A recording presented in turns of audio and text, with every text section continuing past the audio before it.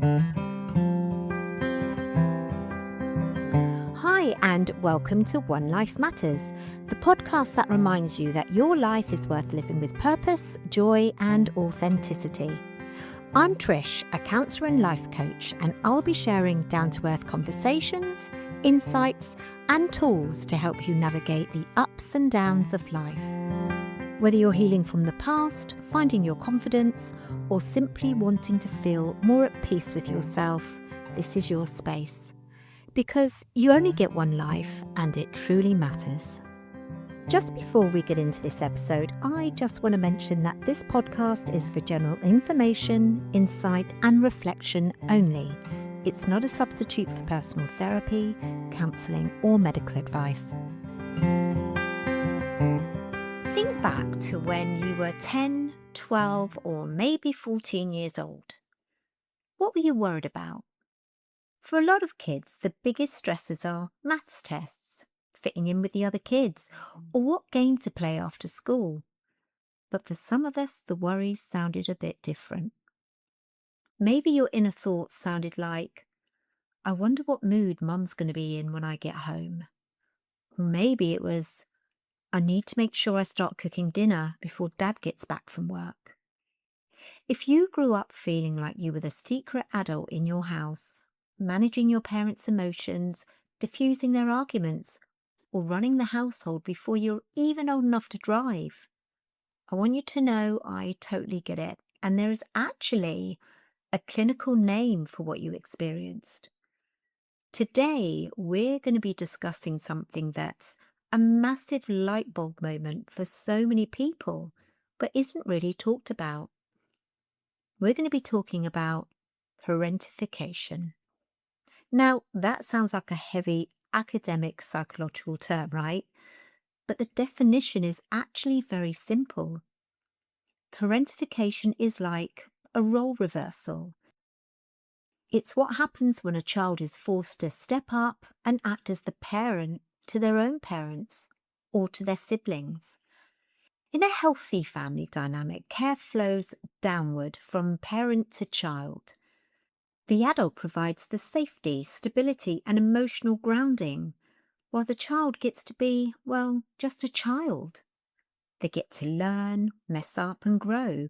But when parentification happens, that flow gets flipped upside down. The child becomes the caretaker, and in the process, they are partially or sometimes completely stripped of their childhood. They miss out on the freedom of being small because they are too busy carrying the responsibilities of being big.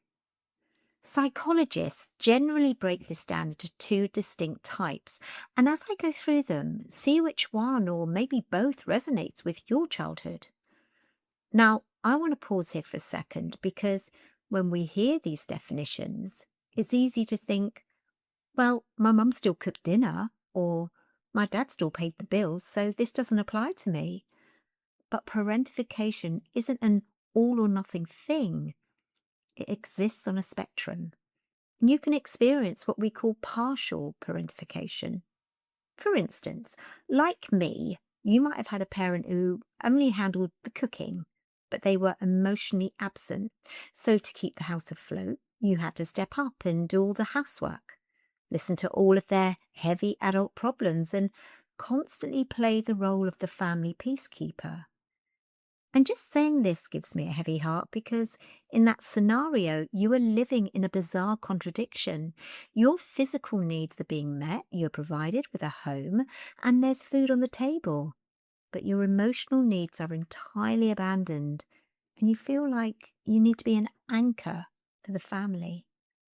So if your childhood felt a little bit confusing, a mix of being taken care of physically but carrying the emotional weight of an adult, you're not alone, and I totally get it. Okay, so back to these two types I mentioned. Firstly, let's look at instrumental parentification. And this is the physical, tangible side of running a life. If you experience this, you were given age-inappropriate practical responsibilities. We're talking about cooking the family meals every night, doing all the housework, grocery shopping, managing the bills, translating legal documents for your parents, or basically raising your younger siblings. Essentially, you are an unpaid, underage household manager. The second type is often much more invisible and honestly, it can leave deeper emotional bruises. And this is emotional parentification. This happens when a parent turns to their child for the kind of emotional support they should be getting from another adult, like a partner, a therapist, or a friend. If you were emotionally parentified, you might have been your parents' primary confidant. They told you about their financial anxieties, their marital problems, or their deep insecurities. You became the mediator in family arguments, the therapist who listened to their crying at night, or the peacekeeper who constantly walked on eggshells to keep the household from exploding. In this scenario, your own emotional needs become sidelined because you had to prioritize theirs just to keep the peace. If you're nodding along right now, or if your heart is feeling a little heavy hearing this, stick around because we're going to talk about why this happens and, more importantly, how carrying this heavy armor as a child completely shapes the adult you are today. Now, we need to talk about the why, because when you grow up as a parentified child, it's incredibly easy to carry a lot of internalized anger, or conversely, a mountain of guilt for even feeling resentful. But here's the truth we have to hold today. Understanding why it happened doesn't minimize your pain, but it does help untangle the knot. To do that, we have to normalize the context without necessarily demonizing the parents. In the vast majority of cases, parentification doesn't happen because a parent is evil or malicious. It happens because the system is broken, overwhelmed, or lacking support. It usually stems from a place of deficit, lack, not cruelty. So let's briefly break down the four most common catalysts, starting with addiction and untreated mental illness. The first major driver is parental substance abuse or untreated mental illness. When a parent is battling addiction, severe depression, anxiety, anger, or other mental health issues, their capacity to emotionally or physically show up is really compromised. They are, in a sense, drowning. And when an adult is drowning, the child instinctively becomes the lifeguard. The child steps in to manage the household, maybe shield younger siblings, or even become the emotional anchor for the parent. You learn to read the room before you even learn to read a book. For most parents, they didn't wake up wanting to abandon their role. It's just that their illness hijacked their ability to fill it. The second catalyst is physical illness or disability, and this one carries a unique layer of guilt for the child.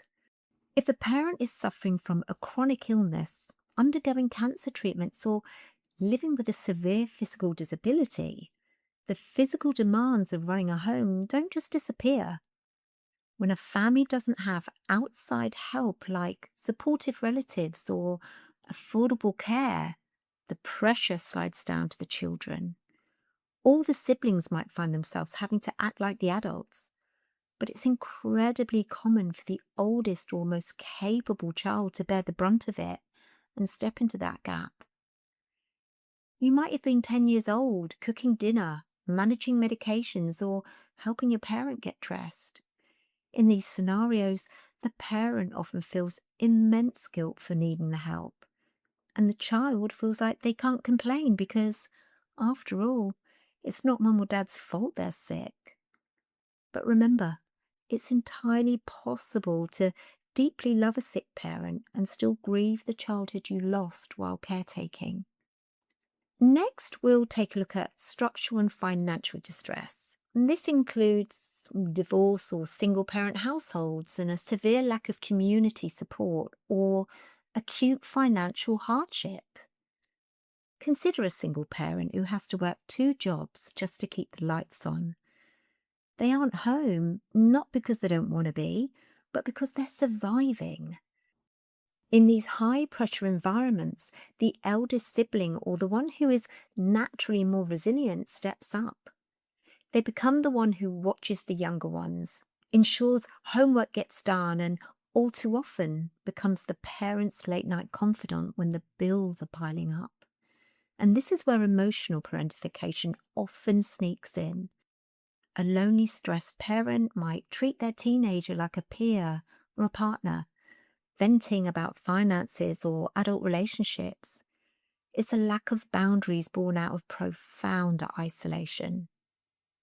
Finally, we have to talk about the invisible thread, and this is known as intergenerational trauma. And that's when parents often repeat what they went through because they simply don't have the blueprint for anything else. As a child, if your parent had to take on adult responsibilities, they may have grown up believing that children contributing to adult labor or emotional support is just how a family functions. To them, it looks like raising a responsible kid. They didn't have the language, the therapy, or the awareness we have today to look at that dynamic and say, wait, this is too much for a child to bear. They passed down the only survival tools they owned. And looking at the whys doesn't for 1 minute suggest you just shrug and say, oh well, no big deal. That's just the way things were. Because it was a big deal. It was incredibly heavy and it changed how you grew up. But seeing the bigger picture helps you separate the hard stuff you went through from the actual people who raised you. And the tricky part about growing up too fast, you don't just magically drop those heavy bricks the day you turn 18. You carry them right into your adult life. And honestly, this is where a lot of us have that light bulb moment. We look at our current struggles and think, why am I like this? Without realizing that our current behavior is just a survival strategy we learned decades ago. Let's break down what this actually looks like in the day-to-day. First up is what I call the hyper-independent, the I'll just do it myself trap. If you had to look after everyone else as a kid because the adults didn't or couldn't, your brain wired itself to believe one core thing. If I don't do it, it won't get done. Fast forward to today, and you're probably a chronic overfunctioner. You take on everything at work, you manage everyone's schedules at home, and you're exhausted. But the hardest part? Asking for help. Or worse, actually accepting help when someone offers it. If someone tries to do something for you, it might even make you feel itchy or anxious because deep down, relying on someone else feels dangerous. Then there's the boundary situation, or rather the total lack of them. When you're parentified, your worth as a child becomes tied to how quiet, helpful, and low maintenance you can be. You learn to read the room like a hawk, anticipating what everyone else needs just to keep the peace. As an adult, that turns into automatic people pleasing. You find yourself saying yes to things before you've even checked if you have the time or the energy. You prioritize everyone else's feelings, comforts, and crises while your own needs get shoved to the absolute bottom of the list. Saying no doesn't just feel uncomfortable, it feels like you're committing a crime. There's a beautiful book by Dr. Lindsay Gibson called Adult Children of Emotionally Immature Parents, and she talks about how kids adapt to these heavy environments. She writes that we learn to put other people's needs first as the price of admission to a relationship. Just think about that for a second. If you grew up feeling like your only value was what you could do for others, of course you're exhausted today. You've been paying a price of admission that you were never supposed to owe. And do you ever just feel a random heavy blanket of anxiety even when things are going fine? That's the weight of over-responsibility. When you're forced to handle adult problems as a kid, you develop this irrational belief that you're responsible for everything. If a friend is in a bad mood, you assume it's your fault. If a coworker is stressed, you try to fix it. You are constantly carrying the emotional weather of the room on your shoulders, feeling guilty for things that are completely 100% out of your control. It's exhausting to feel like the manager of the universe. And finally, all of this slams right into our adult relationship. It usually goes one of two ways. Either you become the fixer or the parent to your romantic partners. You might find yourself picking people who need to be rescued because being a caretaker is the only way you know how to show love. Or on the flip side, you avoid getting really close to anyone at all. Because to your inner child, closeness and intimacy don't equal safety. They equal a burden. Your brain whispers, if I let this person in, I'm going to have to take care of them too, and I'm already so knackered. If any of this is hitting a bit too close to home, I want you to know you're not broken and you're not doing adulthood wrong. You're just operating on an old software update that was designed to keep you safe in a really tough situation. Okay, so we're going to talk about how we actually start healing. And honestly, the surprisingly cool stuff that comes out of a childhood like this. Because here's the plot twist, growing up too fast didn't just leave you with anxiety, it also gave you some absolute superpowers. Just think about this.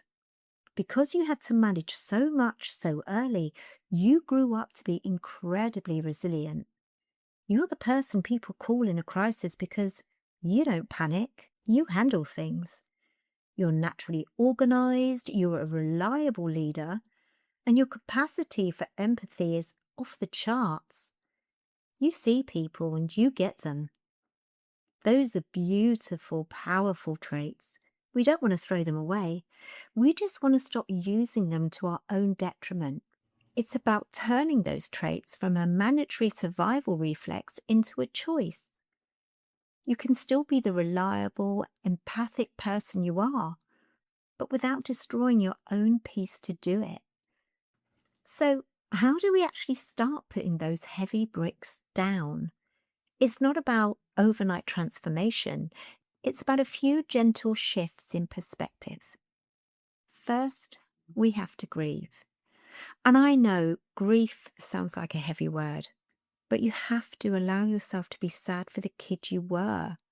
Because it is sad that you didn't get to play or mess up or be taken care of your whole childhood. Acknowledging that it wasn't fair isn't feeling sorry for yourself. It's just being honest. You have to mourn the parts of your childhood you didn't get so you can finally move past it. Second, we start practicing the art of doing nothing.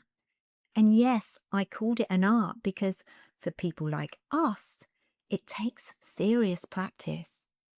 If you sit down on the couch for 10 minutes and your brain starts screaming, you should be doing something, you're being lazy, I want you to just notice that voice. Just notice it and then stay on the couch. Learning that your worth isn't tied to how much you do for others is a game changer. And finally, we start building small, tiny boundaries. You don't have to change your whole life tomorrow. Just start with a small no, or even let me think about that and get back to you, instead of an automatic yes. Just give yourself a buffer.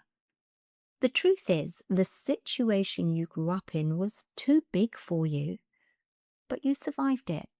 And the adult you are today, you are finally big enough and safe enough to look after that little kid inside you who is still so tired. You get to step down as the manager of the universe now. Thank you so much for being with me today and going to these heavy places. And if this episode hit home, please share it with a friend who you know is also tired of carrying the weight of parentification. Take it easy on yourself this week and do a whole lot of nothing if you can. and I'll catch you in the next episode. Thank you for joining me on One Life Matters. If today's episode spoke to you, I'd love you to subscribe and maybe share it with someone who might need it too. And remember, you only get one life, so make it one that truly matters. Until next time, take care of yourself.